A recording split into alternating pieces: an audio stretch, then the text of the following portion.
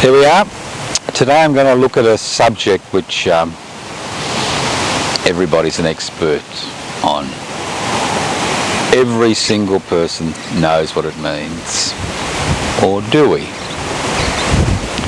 Now, what got me thinking about this word was the fact that being outside the pre-polling booth in the electorate of Mulgrave, which was the Premier, Mr. Daniel Andrews' electorate, it was interesting to note the number of people who were shouting the word freedom. We had freedom parties, we had organisations which know nothing about freedom using the word freedom.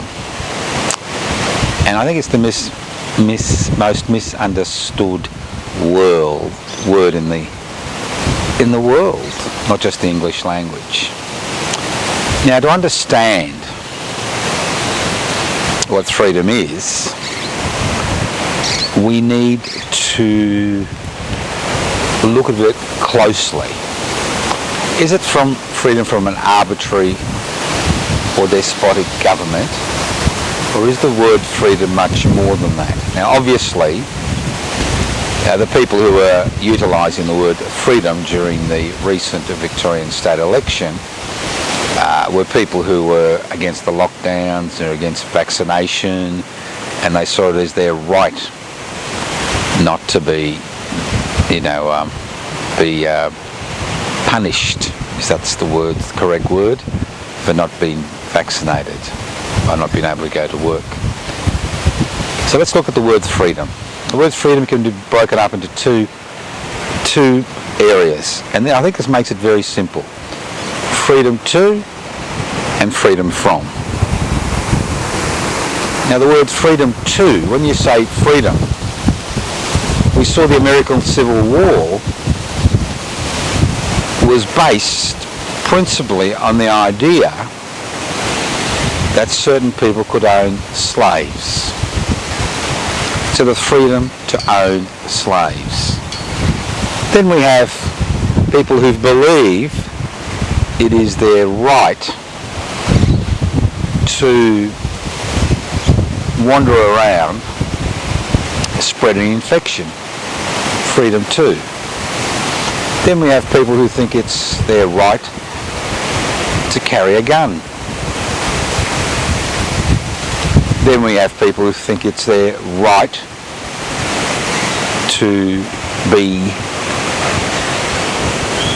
obnoxious to other people because of their race or religious beliefs or sexual orientation or background or the language they speak.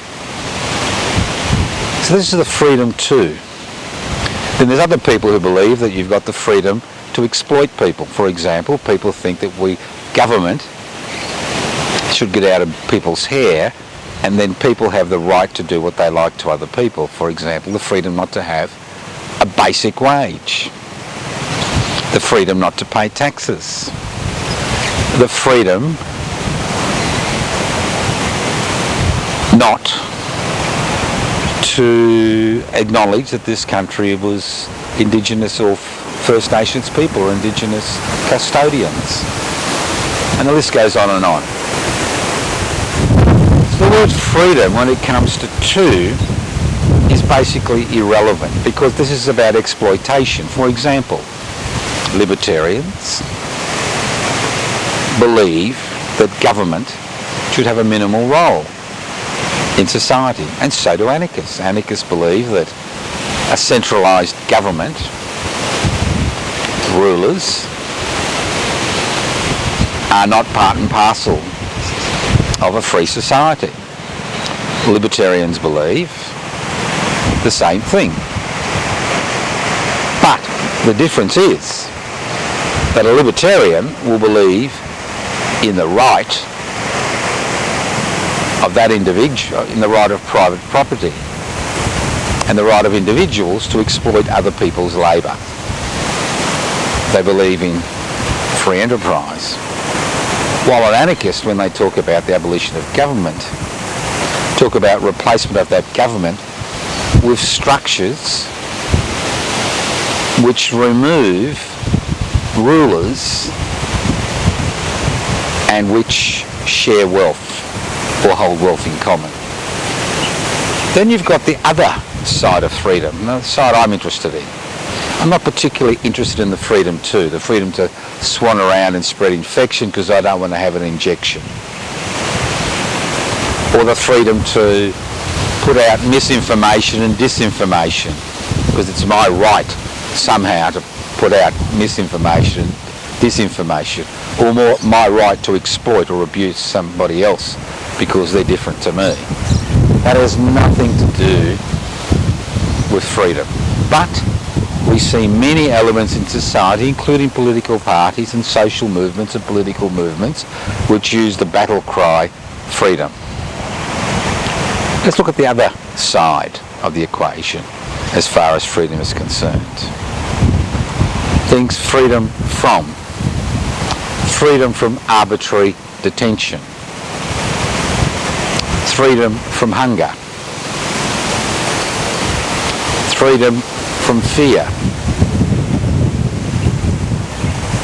the freedom to hold a particular religious belief, and the list goes on and on. So when we use the word freedom, or when somebody speaks to you and talks about freedom, you should basically pigeonhole them and say, what do you mean? What's your idea of freedom? What does it mean? What does it mean in reality?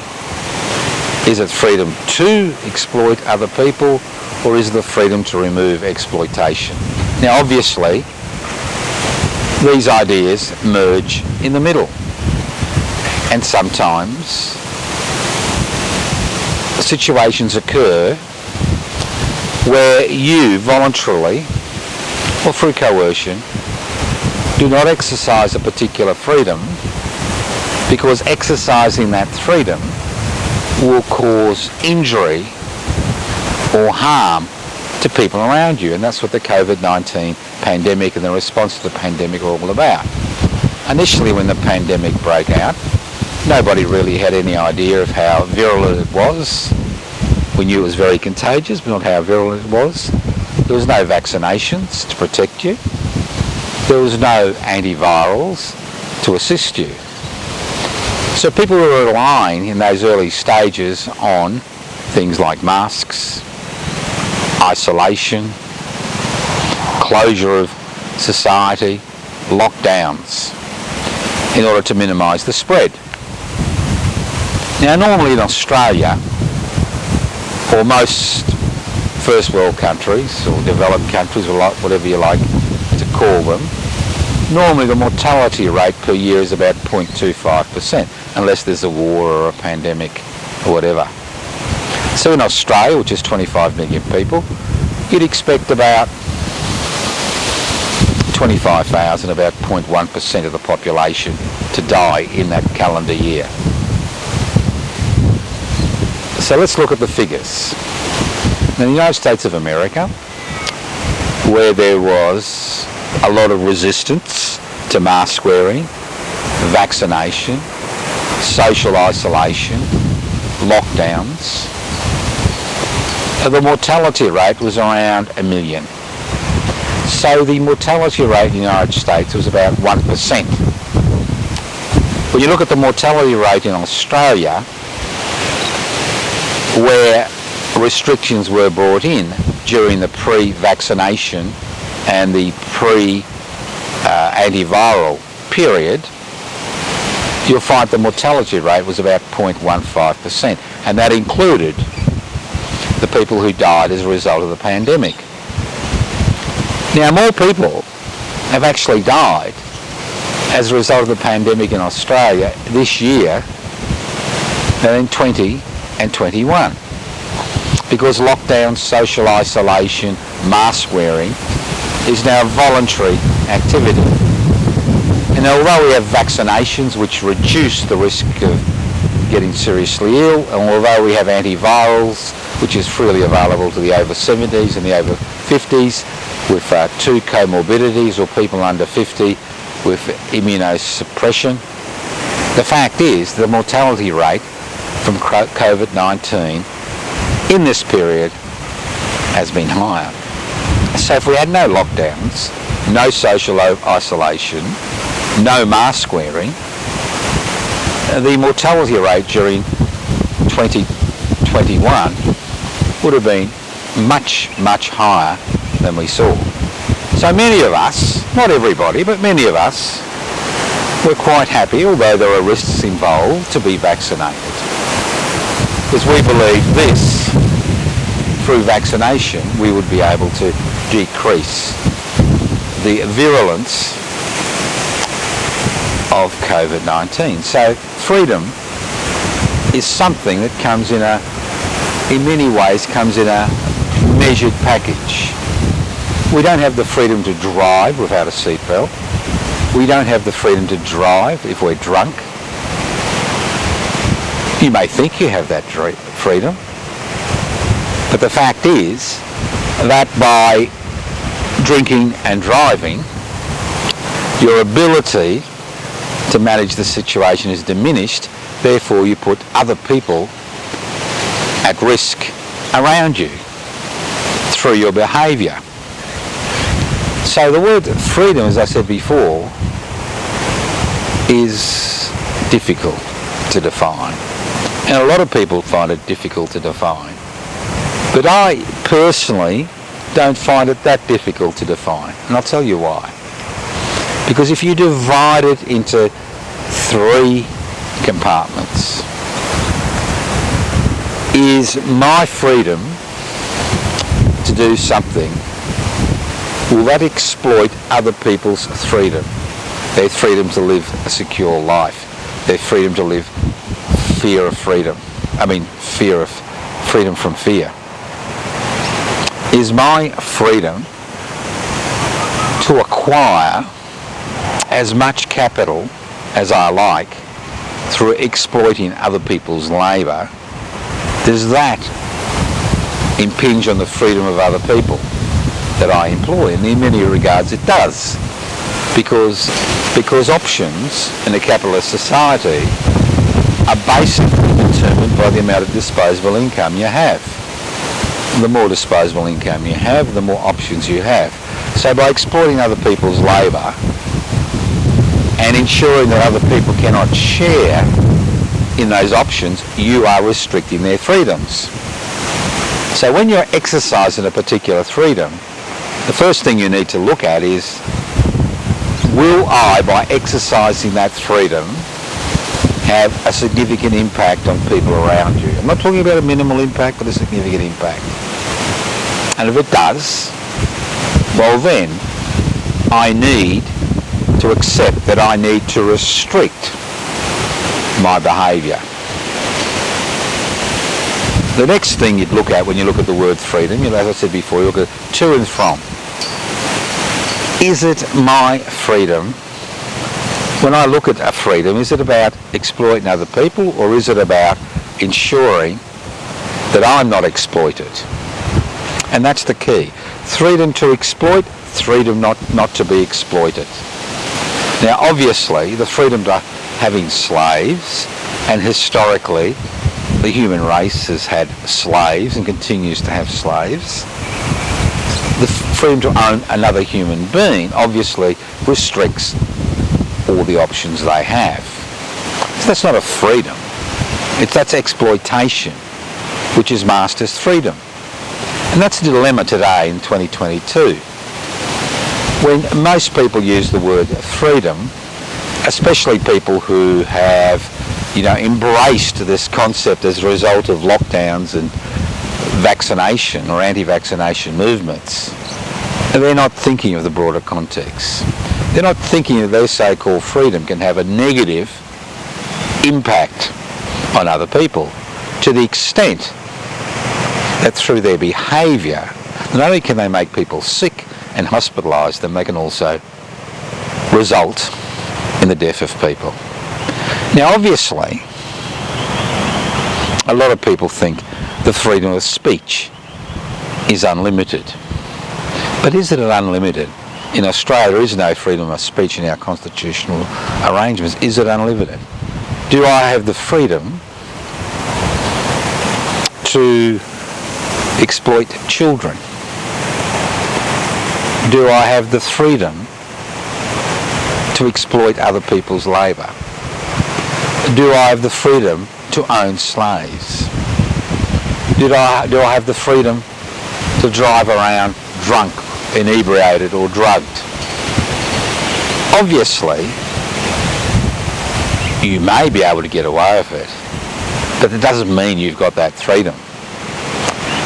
So I think it's very important that when you hear people talk about it's my right to do this and my right to do that, that you actually confront them.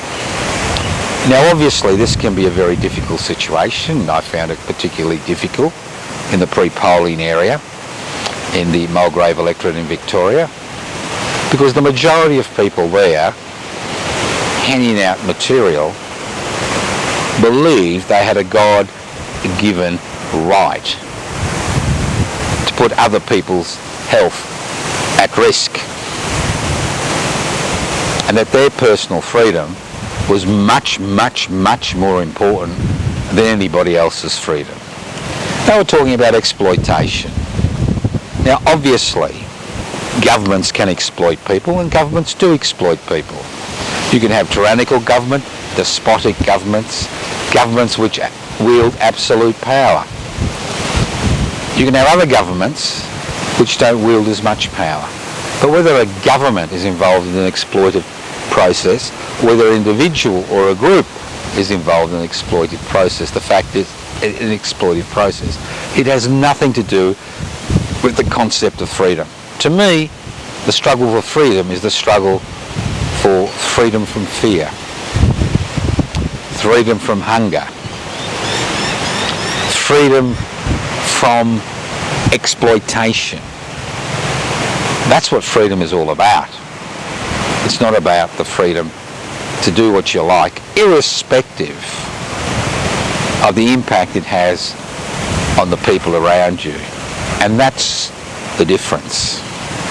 And it's exceptionally important that when we look at the word freedom, that we understand what it means, we understand its limitations, and we understand that as communities which are made up by individuals, that it's not an individual's right to put other people's lives at risk. And it's not an individual's right to restrict other people's freedom because somehow they think their ideas are much more important than anybody else. So although confrontation can be upsetting and it can be difficult, unless we are willing to define what freedom is, and we are willing to actually fight for these freedoms, not the freedom to exploit, but the freedom to go about our everyday lives, having access to the basic necessities, not living in fear because of some external threat, whether it's a government threat, it's a state threat, or a threat from a group of people who somehow think that their ideas and their so-called freedoms are more important than everybody else's freedom. So as I said before, this is not an easy subject, it's a difficult subject. And for people to race around going, freedom, freedom, freedom, freedom, highlights not only their intellectual inability to analyse the idea, but it actually highlights how self-centred people are, because we are ultimately parts of community.